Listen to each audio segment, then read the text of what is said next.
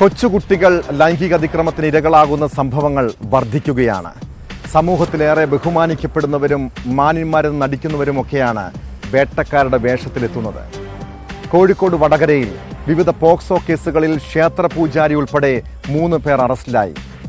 കൊച്ചി മേത്തടം സ്വദേശി സജി, ആയഞ്ചേരി സ്വദേശികളായ കുഞ്ഞു സൂപ്പി, ഇബ്രാഹിം എന്നിവരാണ് പിടിയിലായത്.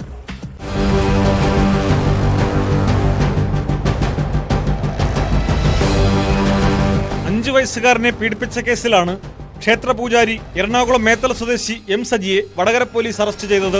ക്ഷേത്ര ദർശനത്തിനെത്തിയ കുട്ടിയെ ക്ഷേത്ര പരിസരത്ത് വെച്ചാണ് പ്രതി പീഡിപ്പിച്ചതെന്ന് പോലീസ് പറഞ്ഞു.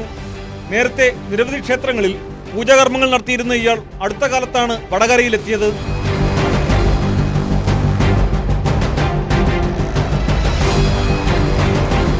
മറ്റൊരു പോക്സോ കേസിൽ ആയഞ്ചേരി സ്വദേശി കുഞ്ഞിസൂപ്പി എന്ന 60-കാരനെയും അറസ്റ്റ് ചെയ്തു.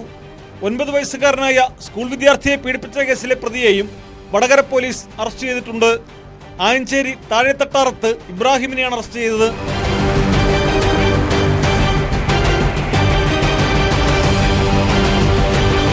ന്യൂസ് 18 വടകര.